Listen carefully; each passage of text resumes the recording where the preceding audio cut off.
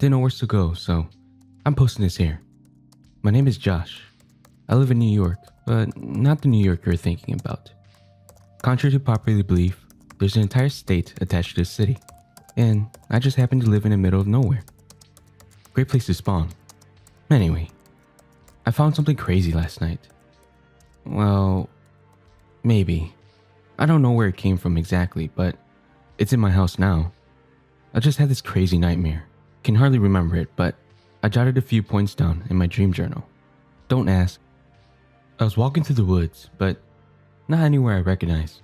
I grew up in an area, and this being, well, the middle of nowhere, there's not much for a kid to do but play in the woods until it gets dark.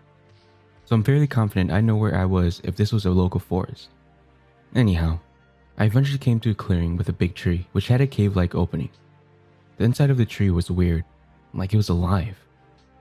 Yeah, I know trees are alive, but this was different. It was like the inside of an animal, but it was also a tree.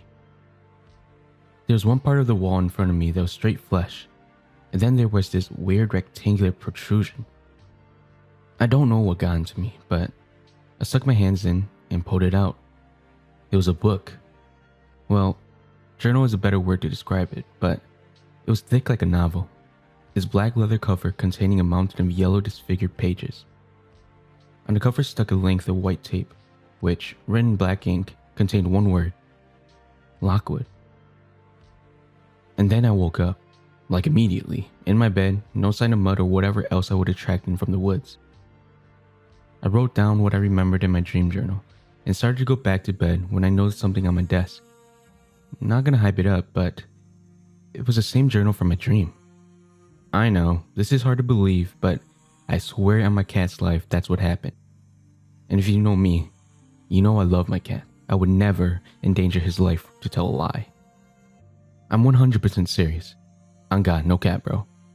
If you can't already tell, I'm in my early 20s and chronically online.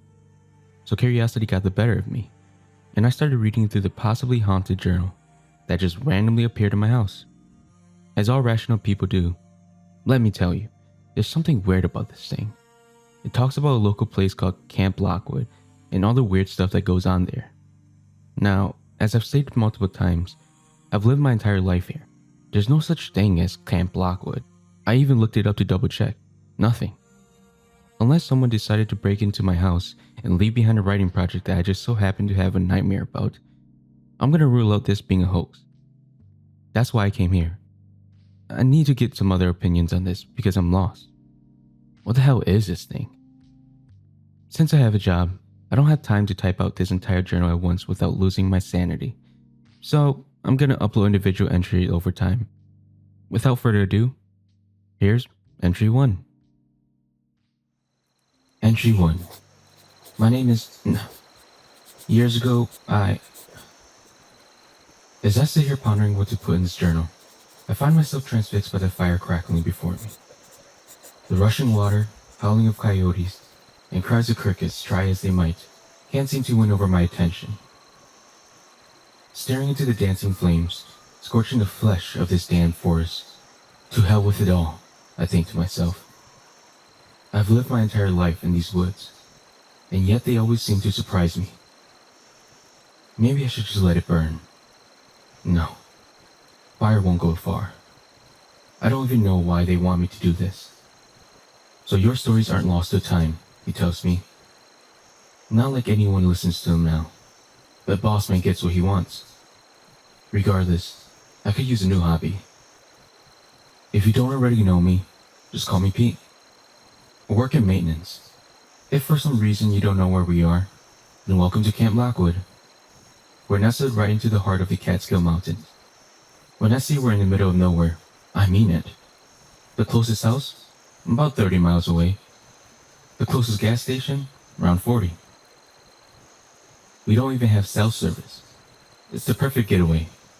Starting out early in the 20th century as an all-boys summer camp, Lochwood was slowly but surely grown into one of the upstate New York's premier vacation spots, open 24/7 year-round. It's a mountain paradise, so long as you follow the rules, of course. For the most part, our guests do, and they leave having been restored by the healing touch of nature. However, I can't begin to count the number of stories I've heard over the span of me being here. Hidden in the endless forest surrounding Lochwood lie horrors only God can comprehend. Don't believe me? I don't blame you. I never believed myself until the bodies started showing up. And guess who had to clean up after them? This place just has a nasty habit of killing people in ways you think were impossible. Now, as I said before, we have a wide assortment of strange rules that you're supposed to read through before you come here. As someone who's worked in retail can attest, customers don't like following the rules. We try to scare people into acting accordingly. Every counselor is trained to recite a boatload of campfire stories to guests of all ages. For the most part, it works on the kids. Summer camp is usually the easiest time of the year in that regard. Our older guests, on the other hand, are stubborn and often find themselves in a heap of trouble. That's why I decided to collect together all of the stories I've heard around camp in my 40 plus years of working here. If the campfire stories don't do the trick, one of these should. For the sake of readability, I'll pretty things up a bit and turn them into actual stories instead of just the hearsay. Just remember, these are all based on true events. Now, I know there are people reading this who think it's all a load of horse shit. Just keep reading, humor yourself. This ain't nothing more than an old man telling campfire stories. But if you plan to survive in this job, gather round and listen good. Like all rules, these stories are written with blood. This first story is one I vividly remember hearing about. Happened not too long ago, actually. I was there for the aftermath. Terrible morning. Anyways, the original story is a campfire favorite. It's tradition to tell it to all our guests on the first night. There's no way you can leave Lochwood without hearing the tale of the Wailing Man. You're serious, right? Yeah, serious. Come on. You're telling me you've worked here for 2 years and no one's told you about the Wailing Man? The group of counselors sat around the campfire. It's a calm night in May, a couple of weeks before the chaos of summer camp. Above shines a sky of 1,000 stars, so clear that the Milky Way is visible with the naked eye. Ears are filled with the melodies of distant frogs, noses are filled with the smell of charred wood and burnt marshmallows. I mean, seriously, it's like the first story they tell you. I don't know why you're making such a big fuss about it. Like, it's not a big deal. I'm not trying to overreact, I just think it's weird he doesn't know. Clara steps out from one of the 5 cabins surrounding the crackling fire, a 6-pack in hand.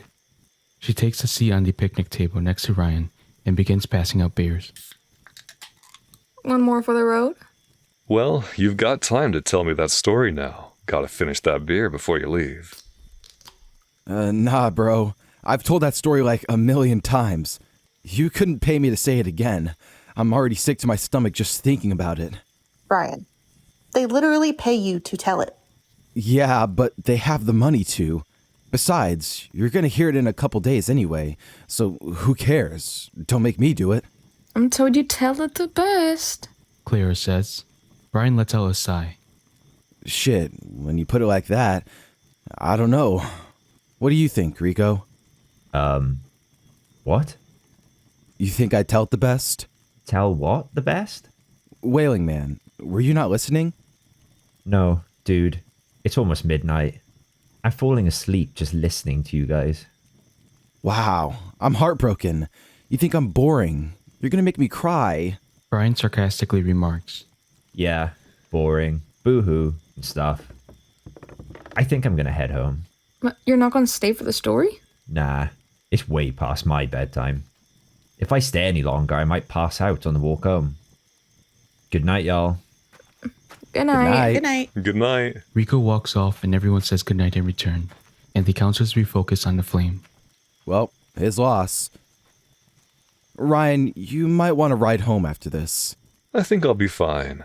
Brian proceeds to crack a shit-eating grin. I don't think you will.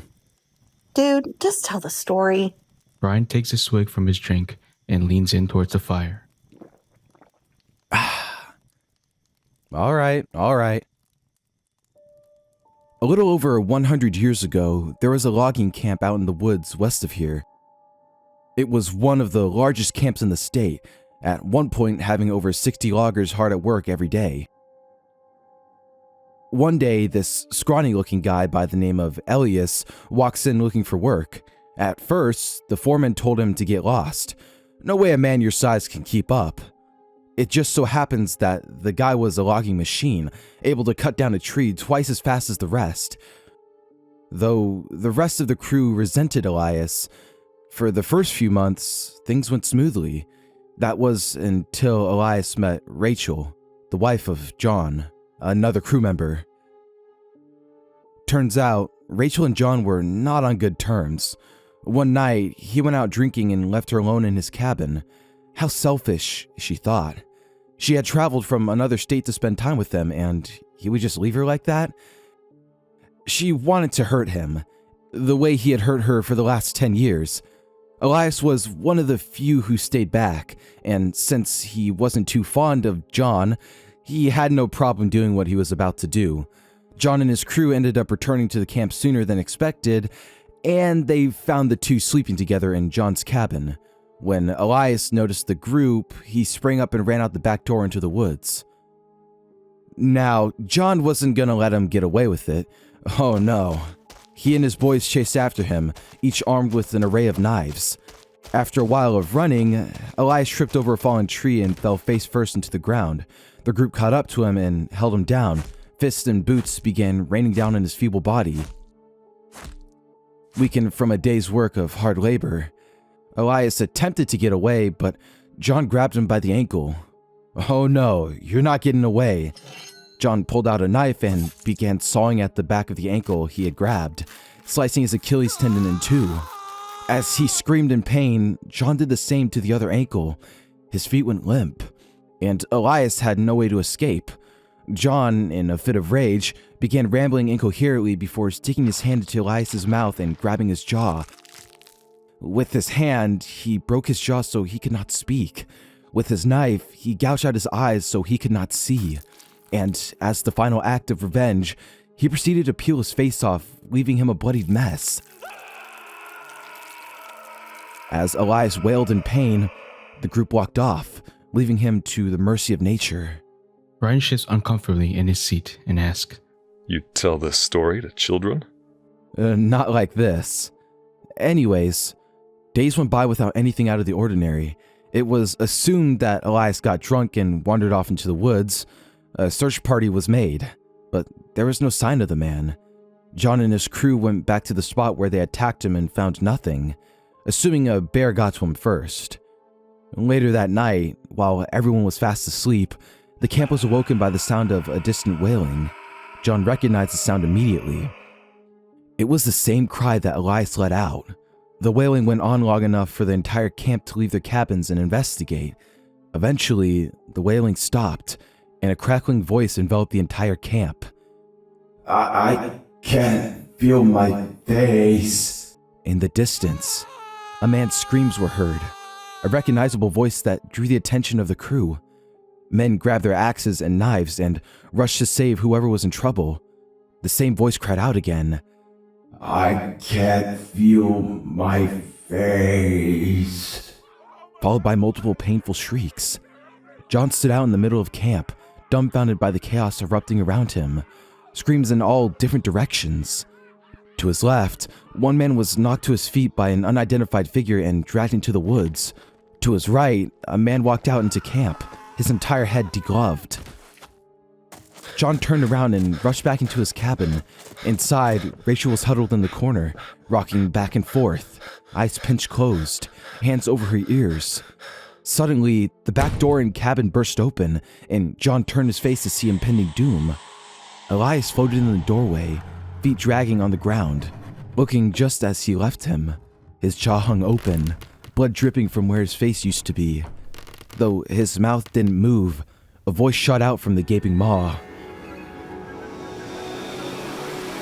I can't feel my face. The Wailing Man started floating rapidly towards him, but John slammed the door in his face, holding it closed with his body as it was pounded against with an inhuman force. Eventually, the pounding stopped, and everything was silent. No noise inside or outside the cabin. John sighed in relief, but his moment of peace was ended when he felt a hot, humid breath on the back of his neck. And a voice whispered in his ear,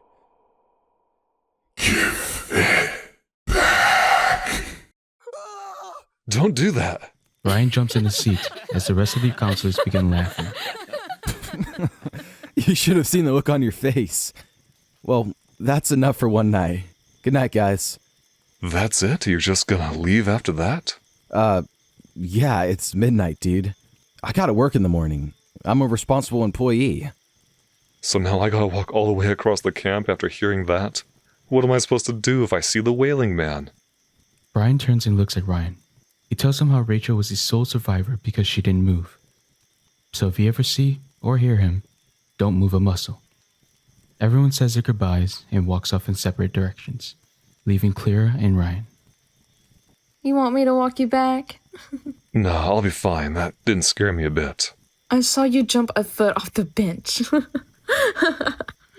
I was just getting ready to defend you, obviously.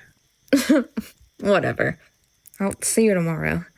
Clara begins heading off to her cabin. The silence has become deafening, but Ryan silently reassures himself that it's just a story. If the Wailing Man was real, he'd have seen him by now. Ryan leaves the fire and walks into the woods, taking a shortcut to his cabin. Every sound that used to disappear in the background is amplified. Each snap of a branch, each gust of wind takes his heartbeat up more and more. At one point, Ryan hears the shuffling of grass ahead of him and freezes. His heartbeat resumes after a chipmunk scurries across the path, getting cursed at by Ryan. He continues down the path. An owl hoots in a tree above him, and soon after flaps its wings, flying off to catch its next meal. Ryan stops in his tracks again. Did he just hear something? Quickly jerks his head back. Nothing. He's walking faster now, seemingly trying to outpace his paranoia. There's no way they'll try to scare him again. People aren't supposed to be out this time of the night anyway. His inner monologue is interrupted by what sounds like something dragging. Ryan is frozen in the middle of the road now, his cabin visible in the distance. He feels the urge to run, especially when he hears a wailing coming from the path, getting closer and closer. Brian, I swear to God, don't fucking do this to me! Ryan yells out, hearing an unidentified voice in response. I can't feel my face. The wailing and dragging of feet reach the end of the path. Ryan's heart stops when a tall, dark figure emerges from the woods, floating in the air. Its feet dangle and scrape the ground as it hovers towards him, mouth agape, chasms where eyes should be. Its body is covered by black, tattered clothing. Its arms hang limp to its sides. Fresh blood drips from where its face used to be. I can't feel my face. Ryan stares in horror as the figure continues to slowly float in his direction. He's not supposed to move, but what if it bumps into him? Does it see him? His cabin's not too far away from here. If he can make a break for it and no. He needs to follow the rules. Don't move, as Brian said. The figure draws nearer and nearer. He starts to pray in his head for forgiveness, for protection, for anything but to be where he is now. The Wailing Man stops, just feet away from him, still staring. Everything goes numb. It's as if time itself has stopped.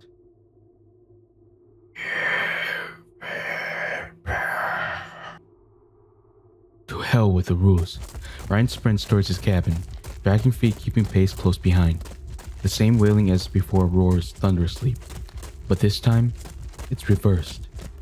His heart pounds faster than he's ever felt before.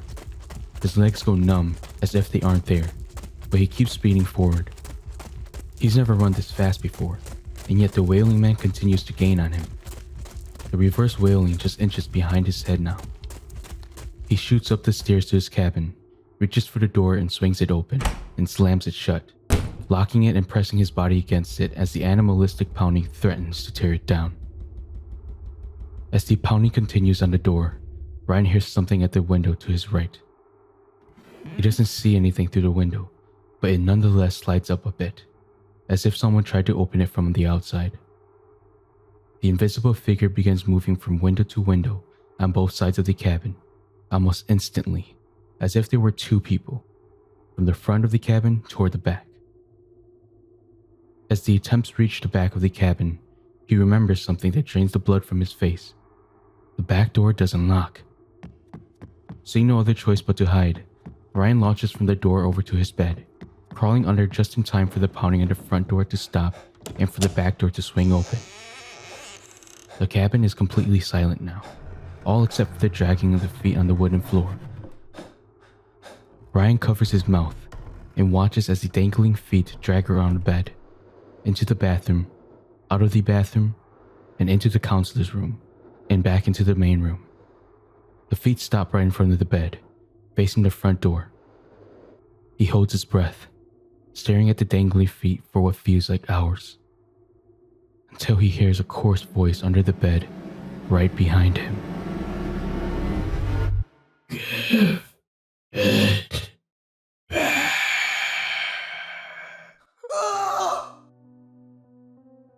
Now, as I said earlier, I was there for the aftermath. My cabin's not too far from where his was. I was woken up by the sound of screaming, got out of bed to find Clara at the door of his cabin, bawling her eyes out. I knew exactly what happened when I saw his body. His body laid at the front of the door, a blood trail leading back under the bed. I found his face in a shrub behind the cabin. The Wailing Man is an especially insidious demon. The way to survive goes against our very instincts. But when telling his story, you need to emphasize this point. If you see or hear the Wailing Man, remember this. Do not move.